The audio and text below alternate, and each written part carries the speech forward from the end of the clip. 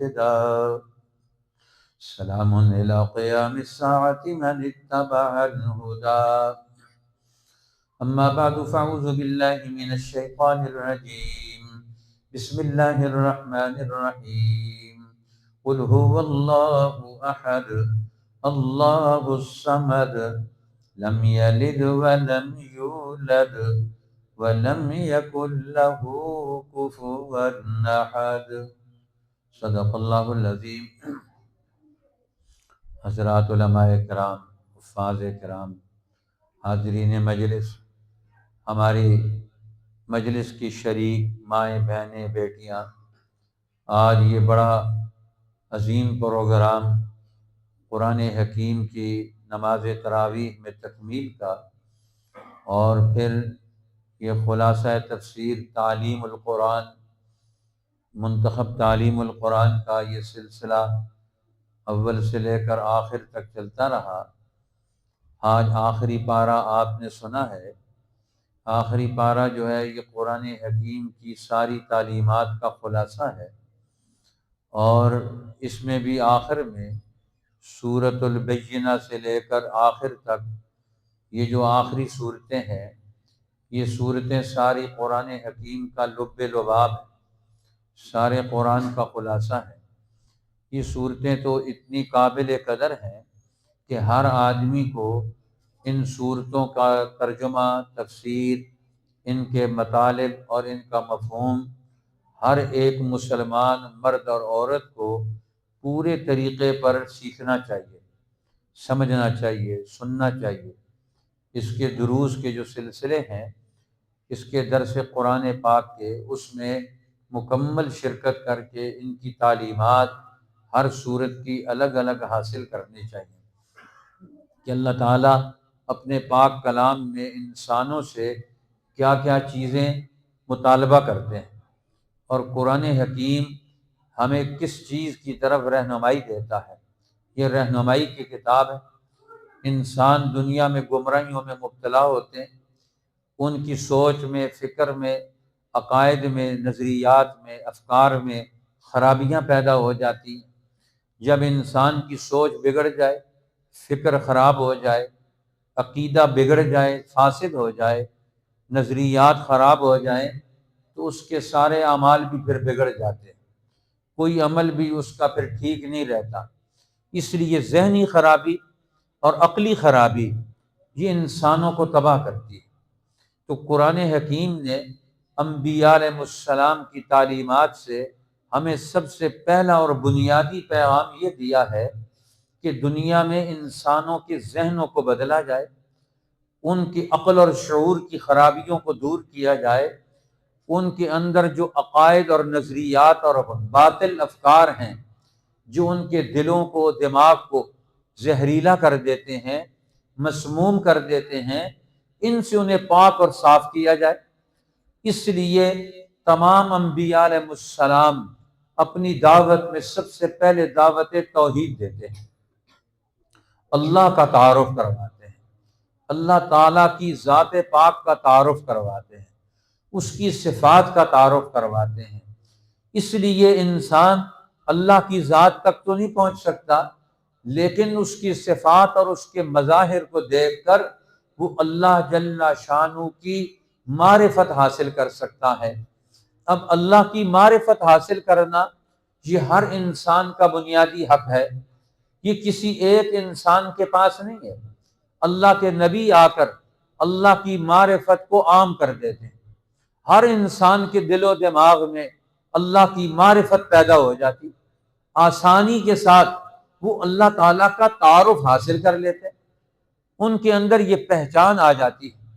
اس لیے قرآن حکیم نے اللہ کے تعارف حاصل کرنے کے لیے یہ سب سے چھوٹی صورت، امام انقلاب مولانا عبید اللہ سندھی رحمۃ اللہ علیہ فرماتے ہیں کہ اللہ جل شانہ نے ایک عام آدمی کو اللہ کا تعارف کیسے کروایا جائے گا، اللہ تعالیٰ کی ذات پاک کو کیسے اس کے دل و دماغ میں تسلیم کروایا جائے گا، تو اللہ تعالیٰ نے اس سورت کریمہ کا انتخاب کیا، یہ سورۃ الاخلاص کا انتخاب کیا، جس میں اللہ تعالیٰ نے یہ چند جملوں کے اندر چند چھوٹی چھوٹی آیات کے اندر اپنا کامل تعارف کروا دیا، اب بندے کی زبان سے تعارف کروایا کہ میرے بندے آپ ان کو کہہ دیں کہ ہم اللہ کو مانتے ہیں۔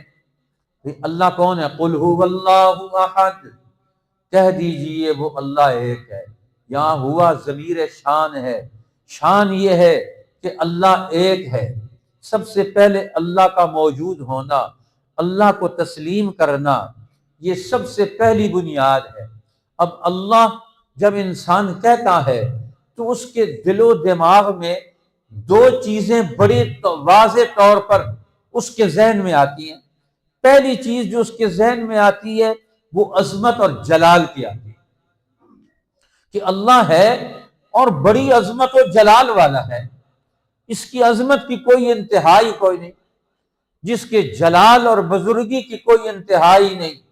کائنات میں سب سے زیادہ عظیم ذات، سب سے زیادہ بڑی ذات، سب سے زیادہ عظمت والی ذات وہ اللہ ہے۔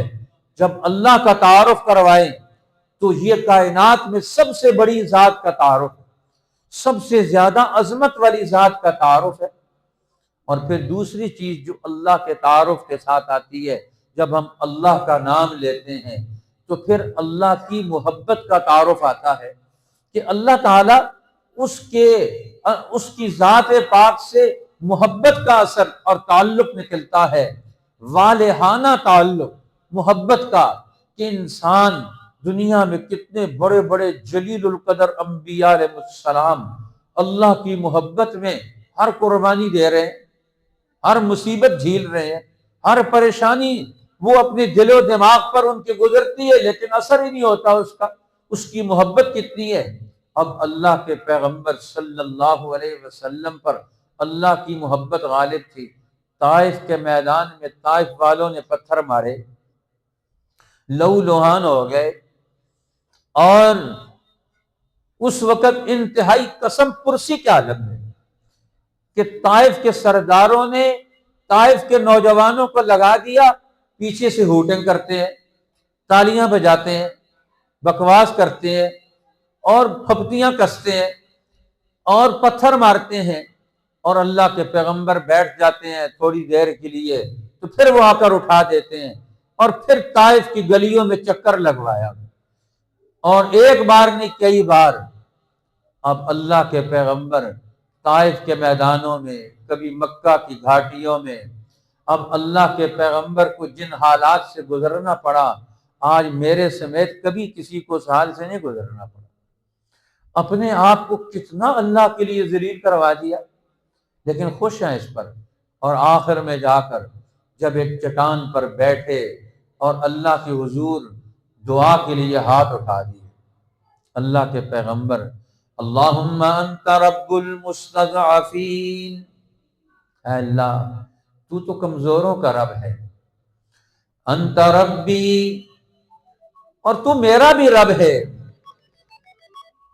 انت ربی، تو میرا بھی رب ہے، الی من تکلنی، تو میرا امتحان لے رہا ہے، تو مجھے جانچ رہا ہے، تو مجھے پرکھ رہا ہے، انت ربی الی من تکلنی، تو مجھے کن لوگوں کے سپرد کرتا ہے، کن لوگوں کے سپرد تو نے مجھے چھوڑ دیا ہے، انت ربی الی من تکلنی الی بعید یتجہمنی، اسی ایسے دور دراز بدبخت انسانوں کے سپرد کر دیا جو میرے اوپر ہی حملہ آور ہو رہے ہیں، جو میرے اوپر ہی سارے پتھروں کی بارش برسا رہے ہیں، ام الی عدو ملکتہ امری، یا تو نے میرا زمام، میرے اختیارات آج میرے دشمنوں کے سپرد کر دیے ہیں۔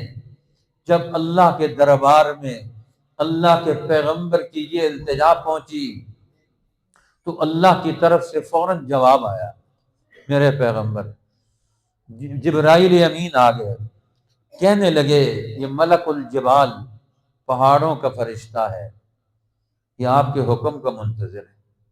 جن لوگوں نے آپ کو پتھر مارے ہیں، جنہوں نے گالیاں دی ہیں، جنہوں نے پھپتیاں کسی ہیں، جنہوں نے آپ کے پیغام کو کانوں سے سننے میں انہوں نے زحمت گوارا کی ہے، وہ سننے کے لیے تیار نہیں۔ آج یہ ملک الجبال ہے، پہاڑوں کا فرشتہ ہے، سلام یا رسول اللہ، میں اللہ کی طرف سے آپ کی خدمت میں حاضر ہوں، آپ کے حکم کا منتظر ہوں، ذرا آپ حکم دے کر تو دیکھیں۔ میں پہاڑوں کو اٹھاؤں گا، طائف کے دونوں پہاڑوں کو اٹھا کر میں ان کے اندر جس طرح چکی کے پاٹ میں دانے پستے ہیں، طائف کی اس بستی کو پیس ڈالوں گا۔ آپ حکم تو کریں ذرا، جو حکم کریں گے آج حکم پورا کیا جائے گا۔ اللہ کے پیغمبر ایک طرف اپنی قسم پرسی، اپنی استضعاف، اپنی کمزوری کو بارگاہ الہی میں پیش کر رہے ہیں۔ اللہ تو دیکھ رہا ہے۔ موسیٰ علیہ السلام کو بھی بھیجا اللہ نے فرعون کے دربار میں، اور اللہ فرماتے ہیں اے موسیٰ اور ہارون تم جاؤ، اسمع و اراکما، میں تمہاری باتیں سن رہا ہوں، انک باعیننا، آپ میری آنکھوں کے سامنے ہیں، پریشان مت ہو، اللہ تو ہے۔ قل هو اللہ احد، کہہ دیجیے وہ اللہ ہے۔ کون اللہ؟ جس نے نبیوں کو بڑے بڑے امتحانوں سے گزار کر اپنے بندوں کو سمجھایا کہ یہ بندے بدل جائیں۔ اللہ کے نبی اللہ کا نام لے کر بندوں کے دلوں کو بدلا دیتے ہیں۔ اب اللہ کے پیغمبر، آخری پیغمبر، نبیوں کے نبی، امام الانبیاء جب جھولی پھیلائی تو اللہ کی طرف سے جواب آیا، ذرا آپ حکم کر کے تو دیکھیں آپ کو ستانے والوں کا انجام کیا ہوتا ہے۔ فرمایا نہیں، رب العالمین، میں تو رحمت للعالمین بن کے آیا ہوں، یہ تو طائف کے نوجوان ہیں، یہ تو میرا میدان دعوت ہیں، میں نے تو ان کو تیرا کلمہ پڑھانا ہے، میں نے تو ان کو تیرا نام سکھانا ہے، میں نے تو ان کو تیرے نام سے ان کو طاقتور بنانا ہے، میں نے تیرے نام سے ان کو تیرے علم سے دنیا میں امام اور لیڈر بنانا ہے، میں نے تو تیرے نام سے ان میں استعداد پیدا کرنی ہے۔ اے اللہ، میں ان کی بستیوں کو الٹانے کے لیے نہیں آیا، میں تو ان کے دلوں کو الٹانے کے لیے آیا۔ اللہم اہد قومی فإنہم لا یعلمون، اللہ میں تو ان کو دل بدلنا چاہتا ہوں۔ آج ہمارے دلوں میں کفر بھر گیا، شک بھر گیا، شقاق ہے، بدبختیاں ہیں، نفرتیں ہیں۔ آج باطل افکار مسلمان دل و دماغ میں شکوک و شبہات پیدا کر رہے ہیں۔ آج ہماری نسل اللہ کے نام سے یقین اور ایمان کے بجائے آج کے ماحول میں اس کو کفر اور شرک کے آثار نے گھیر کے رکھا ہوا۔ آج اس کا دل و دماغ آج باطل افکار سے لبریز ہے۔ آج اس کی دل و دماغ میں اللہ کا نام کیسے آئے گا؟ آج اسے سورۃ الاخلاص ذرا دل کی گہرائیوں سے پڑھ کر تو سنائے، اس کے دل کے اندر اللہ کا یقین آ جائے، ہمارے نوجوان کے دل میں اللہ کی محبت جاگزیں ہو جائے، ہمارے نوجوان کے دماغ میں اسلام کا یقین آ جائے، ہمارے نوجوان کے دل و دماغ میں قرآن کے علم اور اس کے افکار کا اثر پیدا ہو جائے۔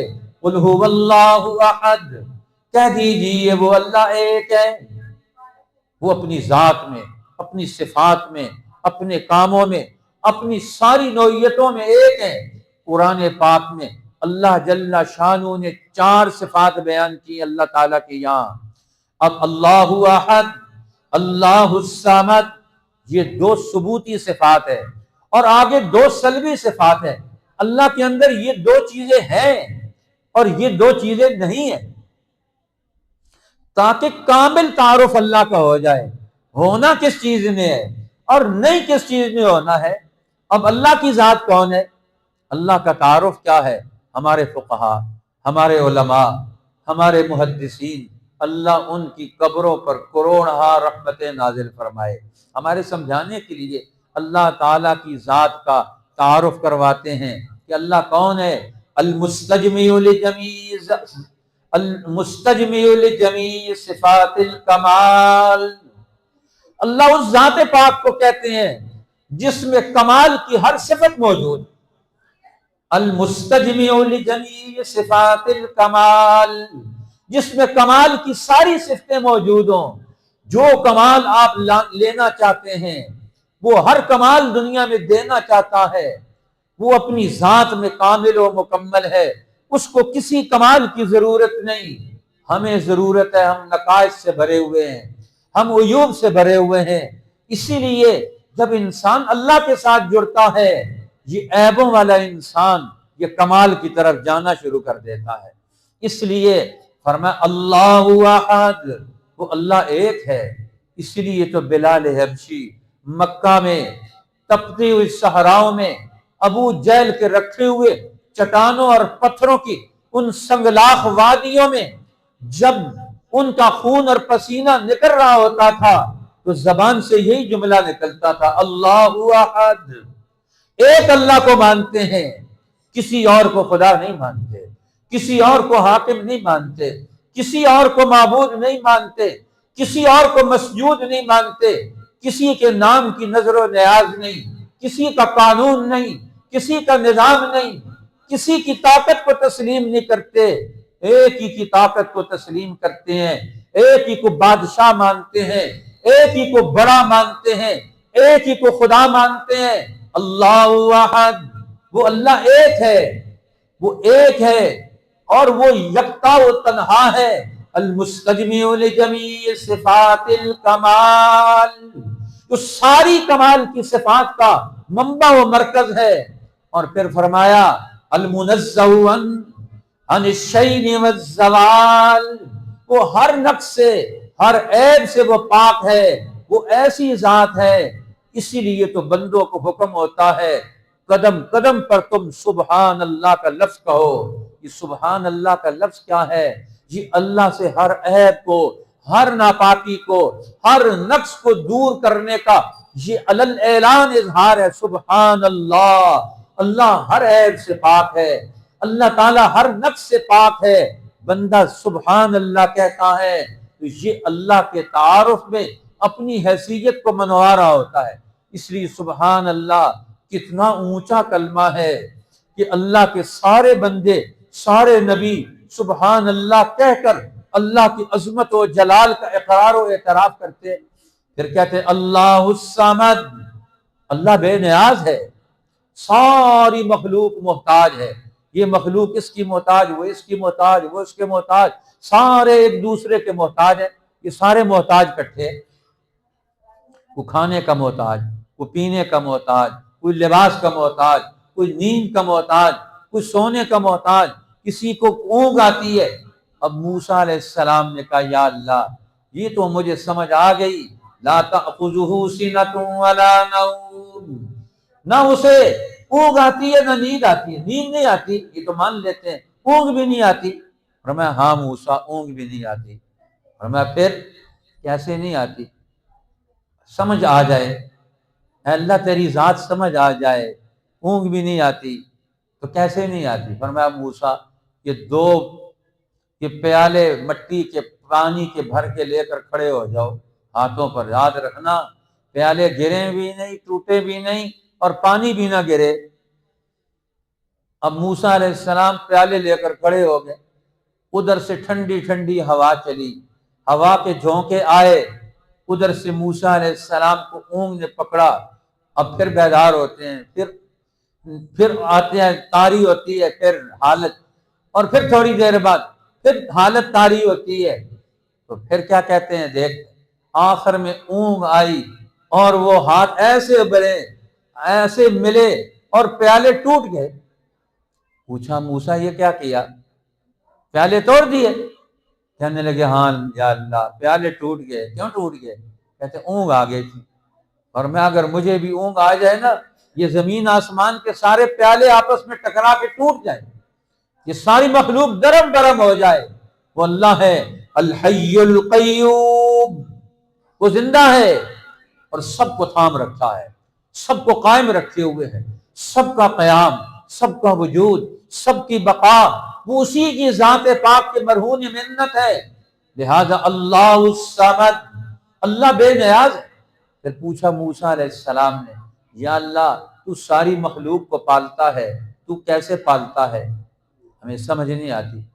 فرمایا یہ سامنے پتھر پڑا ہوا ہے پہاڑ کا، اس پتھر پر لاٹھی مارو، لاٹھی ماری، پتھر ٹوٹ گیا، اندر سے اور پتھر نکل آیا۔ فرمایا اس کو بھی توڑو، اس کو توڑا، اندر سے ایک اور تیسرا پتھر نکل آیا۔ فرمایا اس کو بھی توڑو، اس کو توڑا تو اندر سے ایک کیڑا نکل آیا، اس کیڑے کے منہ میں ایک سبز گھاس کا پتا ہے، اور وہ زبان حال سے اللہ کی حمد و ثنا کر رہا ہے، سبحان من خلقنی ولم ینسانی، پاک ہے وہ ذات جس نے مجھے پتھروں کی تاریکیوں کے اندر پیدا کر کے میری حیات کا سامان، میری زندگی کا سامان میرے لیے اندر پہنچا دیا۔ سبحان من خلقنی ولم ینسانی، پاک ہے وہ ذات جس نے مجھے پیدا بھی کیا، پیدا کرنے کے بعد وہ مجھ سے کبھی غافل بھی نہیں ہوا۔ اللہ تو ہے، اللہ کون ہے؟ حدیث قدسی میں آتا ہے، نبی یہ پاک، یہ اوپر سے آوازیں زیادہ آ رہی ہیں ہماری بہنوں کی، اوپر سے آوازیں زیادہ آ رہی ہیں، آپ کے لیے بیان ہو رہا ہے، آپ لوگوں نے اپنا بیان جاری کیا ہوا ہے، یہ ہمارا بیان تھوڑی دیر سن لیں۔ اب اللہ کون ہے؟ فرمایا حدیث پاک میں آتا ہے اللہ وہ ہے یعلم دبیبۃ النملۃ السوداء فی اللیلۃ الظلماء علی الصخرۃ السوداء، اللہ وہ ہے جو کالی سیاہ چیمٹی سیاہ رات کے اندر سیاہ چٹان کے اوپر چل رہی ہوتی ہے، اس کے چلنے کی آہٹ کو بھی وہ سنتا ہے، کسی مخلوق سے کبھی غافل نہیں ہوتا۔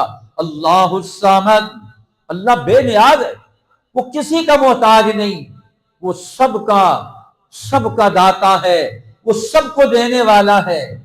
اب حضرت شاہ عبد القادر محدث دہلوی رحمۃ اللہ علیہ نے اس کا ترجمہ کیا، وہ نرادھار ہے۔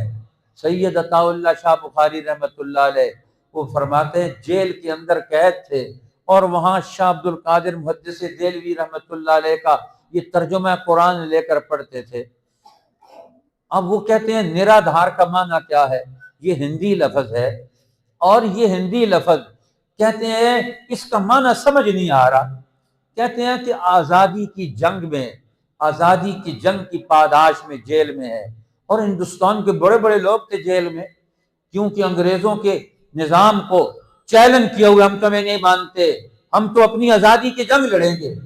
وہ انگریز جس کی حکومت میں سورج غروب نہیں ہوتا، لیکن یہ آزادی کے علماء حق یہ ان سے ڈرنے والے نہیں تھے، اس لیے وہ کہتے تھے ہم تمہاری دشمنی میں ہر وقت کھڑے ہیں، اور فرمایا کرتے تھے سید عطا اللہ شاہ بخاری رحمۃ اللہ علیہ کہ وہ کتا جو انگریز کو بھونکے میرا جی چاہتا ہے میں اس کے منہ کو چوم لوں۔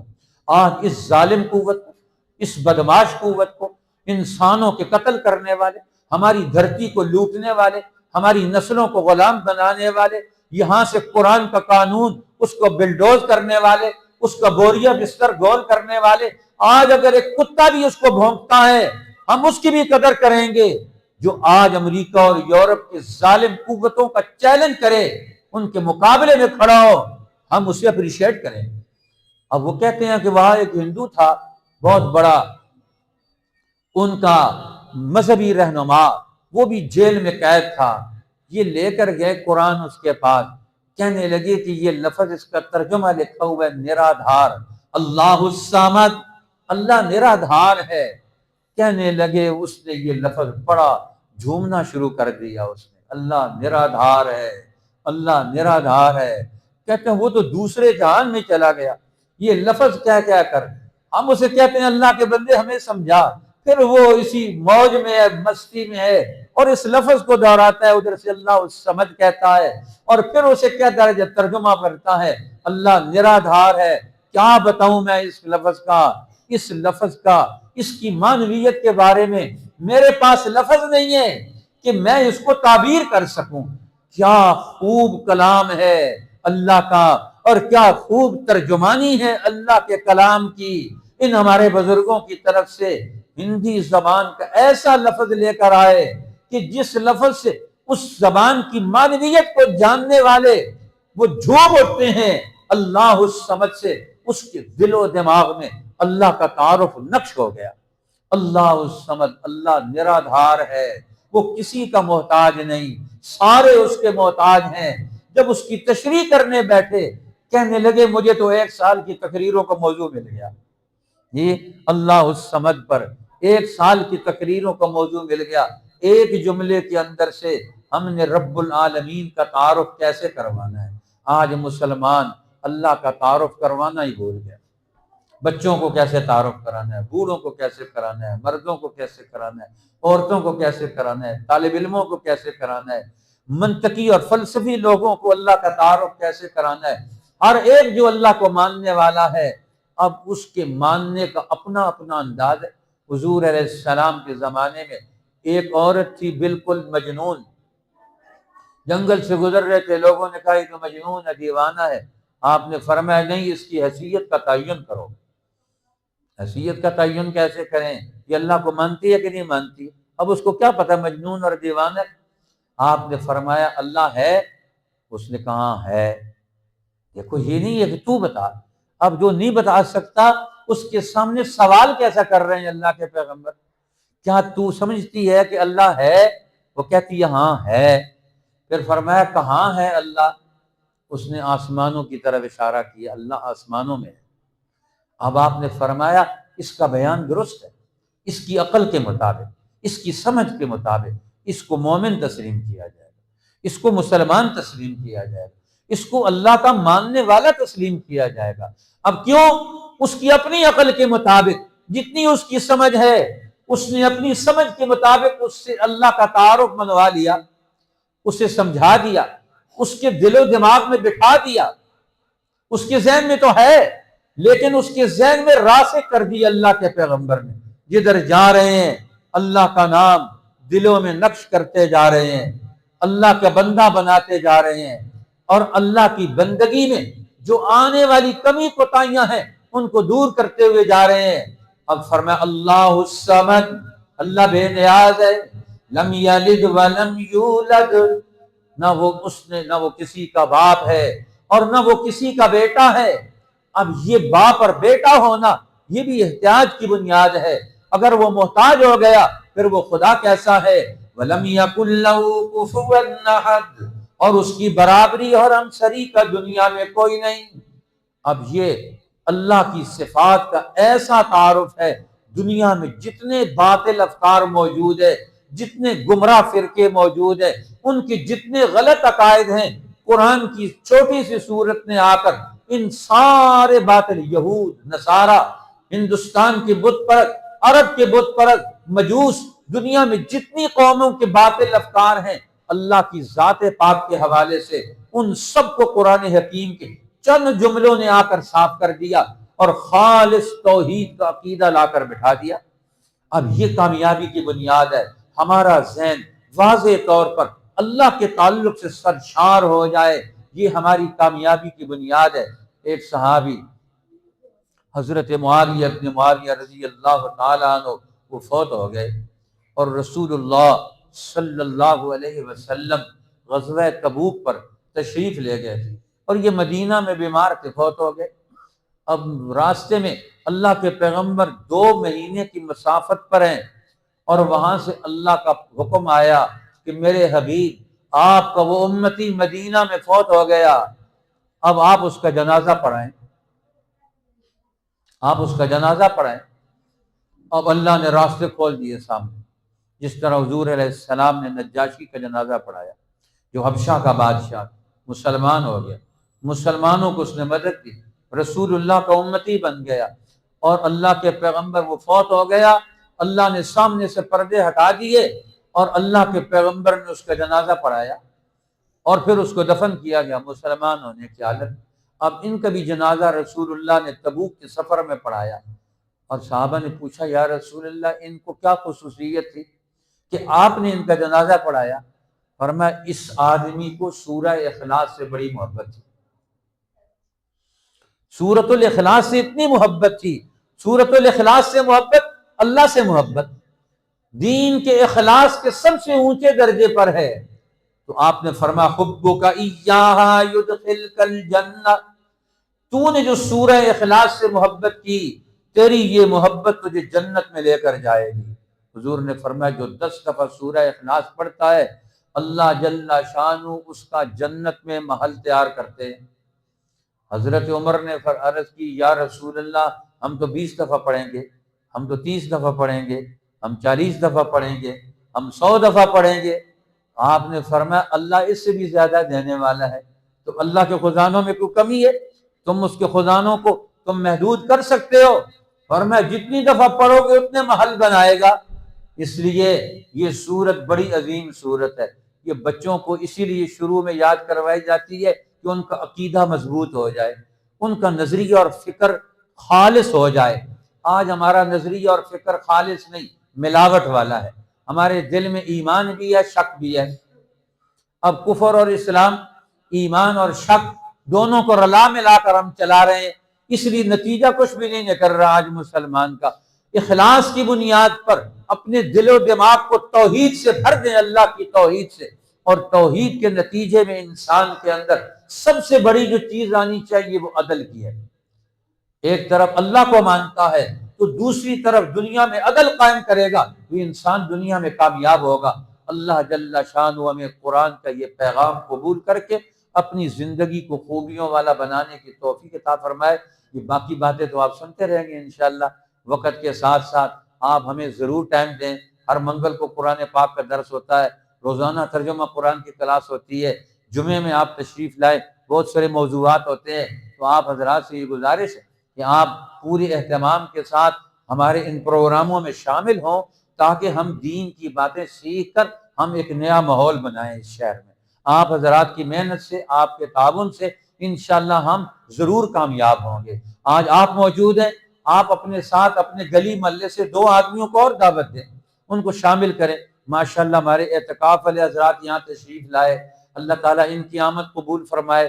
یہ 10 دنوں میں دین سیکھیں گے ماشاءاللہ، اس میں بزرگ بھی ہیں، اس میں جوان بھی ہیں، اس میں نوجوان بھی ہیں، اور سارے قسم کے لوگ ماشاءاللہ، حفاظ بھی ہیں۔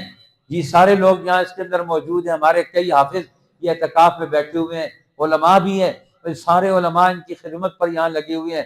مولانا اسرار الدین صاحب، قاضی نجی اللہ صاحب، ادھر قاضی محمد طیب صاحب، اور سارے حضرات یہاں ان کی خدمت پر لگے ہوئے ہیں، اور اعتکاف والوں کے ساتھ بیٹھ اٹھ کر ان کو دین سمجھانا چاہتے ہیں، ایک ماحول بن جائے۔ سب لوگ کوشش کریں گے تو انشاءاللہ ہمارے اس شہر میں علم کا ماحول، دین کا ماحول، اخلاص کا ماحول، محبت کا ماحول وجود میں آئے گا۔ تو سارے حضرات ان سارے کاموں کا باہر تعارف کروائیں۔ ہماری اس مسجد میں اللہ اور اللہ کے رسول کی باتیں بتائی جاتی ہیں، دین کی باتیں بتائی جاتی ہیں، کوئی فرقہ واریہ، لڑائی جھگڑا، نفرت والی بات نہیں بتائی جاتی۔ تو انشاءاللہ آپ کی محنت سے اس شہر میں نئی قوت دین والی کھڑی ہو جائے۔ اللہ ہماری ان محنتوں کو قبول فرمائے، آپ کی آمد کو بھی قبول فرمائے۔ وآخر دعوانا